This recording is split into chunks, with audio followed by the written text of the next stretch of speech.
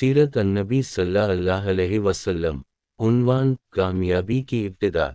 हज के दिनों में मक्का में दूर दूर से लोग हज करने आते थे। ये हज इस्लामी तरीके से नहीं होता था, बल्कि इसमें कुफ्रिया और शर्किया बातें शामिल कर ली गई थीं। इन दिनों यहाँ मेले भी लगते थे। नबी करीम सल्लल्लाहु अलैहि वसल्लम इस्लाम की दावत देने के लिए उन मेलों में भी जाते थे। आप सल्लल्लाहु अलैहि वसल्लम वहां पहुंचकर लोगों से फरमाते थे, क्या कोई शख्स अपनी कौम की हिमायत मुझे पेश कर सकता है, क्योंकि कुरैश के लोग मुझे अपने रब का पैगाम पहुंचाने से रोक रहे हैं। नबी करीम सल्लल्लाहु अलैहि वसल्लम मनी के मैदान में तशरीफ ले जाते, लोगों के ठिकाने पर जाते और उनसे फरमाते, लोगों, अल्लाह ताली तुम्हें हुक्म देता है कि तुम सिर्फ उसी की इबादत करो और किसी को इसका शरीक ना ठहराओ। नबी करीम सल्लल्लाहु अलैहि वसल्लम का ताक़ुब करते हुए अबू लहब भी वहां तक पहुंच जाता और उन लोगों से बुलंद आवाज में कहता, लोगों, ये शख्स चाहता है तुम अपने बाप दादा का दीन छोड़ दो। नबी करीम सल्लल्लाहु अलैहि वसल्लम ज़ुल हिज्जा के मेले में तशरीफ ले जाते और लोगों से फरमाते, लोगों, ला इलाहा इल्ला अल्लाह कहकर भलाई को हासिल करो। अब्बू लहब यहाँ भी आ जाता और आपको पत्थर मारते हुए कहता, लोगों, उस शख्स की बात हरगिज न सुनो, ये झूठा है। नबी करीम सल्लल्लाहु अलैहि वसल्लम कबीला कुंदा और कबीला क्लब के कुछ खानदानों के पास गए।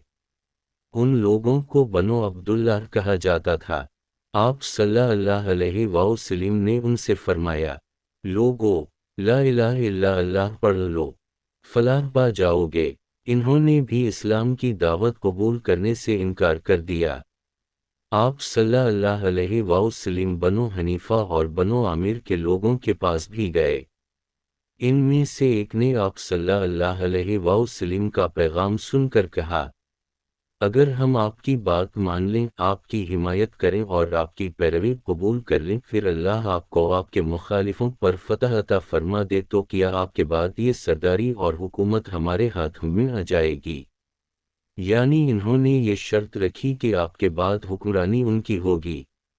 जवाब में आप सल्लल्लाहु अलैहि वसल्लम ने इरशाद फरमाया, सरदारी और हुकूमत अल्लाह के हाथ में है, वो जिसे चाहता है सौंप देता है।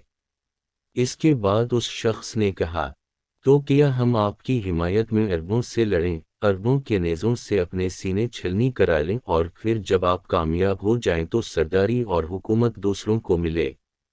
नहीं, हमें आपकी ऐसी हुकूमत और सरदारी की कोई ज़रूरत नहीं।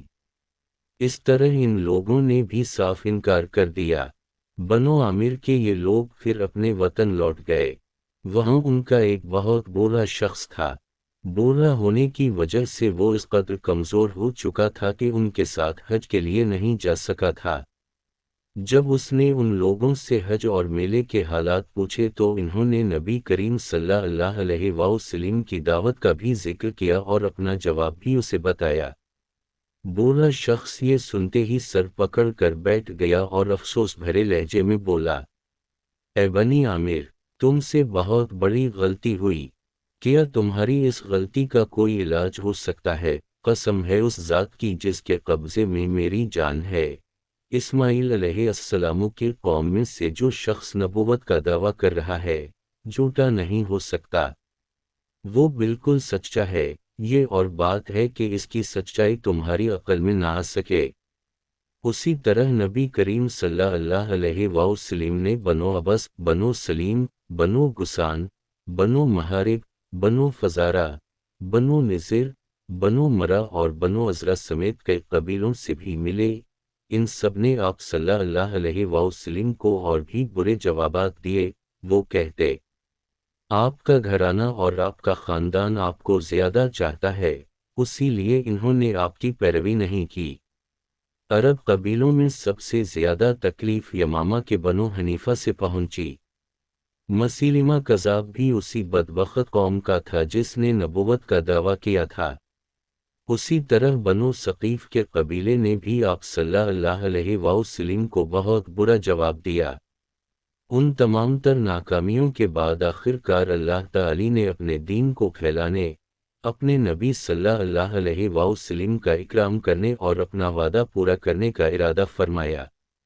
آپ صلی اللہ علیہ وسلم حج کے دنوں میں گھر سے نکلے۔ وہ رجب کا مہینہ تھا۔ عرب حج سے پہلے مختلف رسموں اور میلوں میں شریک ہونے کے لیے مکہ پہنچا کرتے تھے۔ چنانچہ اس سال بھی آپ صلی اللہ علیہ وسلم مختلف قبیلوں سے ملنے کے لیے نکلے تھے۔ آپ صلی اللہ علیہ وسلم عقبہ کے مقام پر پہنچے۔ عقبہ ایک گھاٹی کا نام ہے جس جگہ شیطانوں کو کنکریاں ماری جاتی ہیں۔ یہ گھاٹی ادی مقام پر ہے۔ مکہ سے منی کی طرف جائیں تو یہ مقام بائیں ہاتھ پر آتا ہے۔ اب اس جگہ ایک مسجد ہے۔ وہاں آپ صلی اللہ علیہ وسلم کی ملاقات مدینہ کے قبیلے خزرج کی ایک جماعت سے ہوئی۔ اوس اور خزرج مدینہ منورہ کے مشہور قبیلے تھے۔ یہ اسلام سے پہلے ایک دوسرے کے جانی دشمن تھے۔ یہ بھی دوسرے عربوں کی طرح حج کیا کرتے تھے۔ یہ حضرات تعداد میں کل 6 تھے، ایک روایت کے مطابق ان کی تعداد 8 تھی۔ آپ صلی اللہ علیہ وسلم نے انہیں دیکھا تو ان کے قریب تشریف لے گئے۔ ان سے فرمایا، میں آپ سے کچھ کہنا چاہتا ہوں۔ وہ بولے، ضرور کہیں۔ فرمایا، بہتر ہوگا کہ ہم لوگ بیٹھ جائیں۔ پھر آپ صلی اللہ علیہ وسلم ان کے پاس بیٹھ گئے۔ ان لوگوں نے جب آپ کے چہرے کی طرف دیکھا تو وہاں سچائی ہی سچائی اور بھلائی ہی بھلائی نظر آئی۔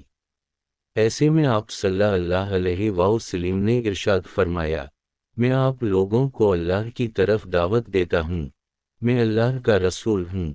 یہ سنتے ہی انہوں نے کہا، اللہ کی قسم، آپ کے بارے میں ہمیں معلوم ہے، یہودی ایک نبی کی خبر ہمیں دیتے رہے ہیں اور ہمیں اس سے ڈراتے رہے ہیں، یعنی وہ کہتے رہے ہیں کہ ایک نبی ظاہر ہونے والے ہیں، آپ ضرور وہی ہیں، کہیں ایسا نہ ہو کہ ہم سے پہلے وہ آپ کی پیروی اختیار کر لیں۔ اصل میں بات یہ تھی کہ جب بھی یہودیوں اور مدینے کے لوگوں میں کوئی لڑائی جھگڑا ہوتا تو یہودی ان سے کہا کرتے تھے، بہت جلد ایک نبی کا ظہور ہونے والا ہے، ان کا زمانہ نزدیک آ چکا ہے، ہم اس نبی کی پیروی کریں گے اور ان کے جھنڈے تلے اس طرح تمہارا قتل عام کریں گے جیسے قوم عاد اور قوم ارم کا ہوا تھا۔ ان کا مطلب یہ تھا کہ ہم تمہیں نیست و نابود کر دیں گے۔ اسی بنیاد پر مدینہ کے لوگوں کو آپ صلی اللہ علیہ وسلم کے ظہور کے بارے میں معلوم تھا، اور اسی بنیاد پر انہوں نے فوراً آپ صلی اللہ علیہ وسلم کی بات مان لی، آپ صلی اللہ علیہ وسلم کی تصدیق کی اور مسلمان ہو گئے۔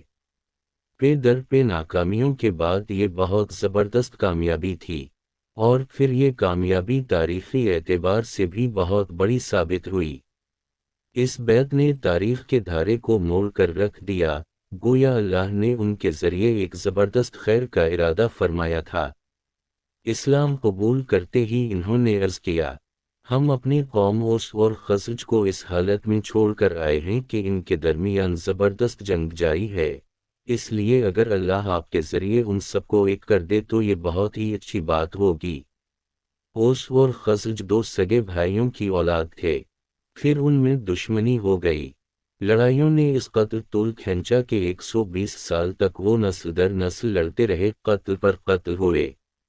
اس وقت انہوں نے اپنی دشمنی کی طرف اشارہ کیا تھا، لہٰذا انہوں نے کہا، ہم اوس اور اپنے قبیلے کے دوسرے لوگوں کو بھی اسلام کی دعوت دیں گے، ہو سکتا ہے اللہ تعالی آپ کے نام پر انہیں ایک کر دے۔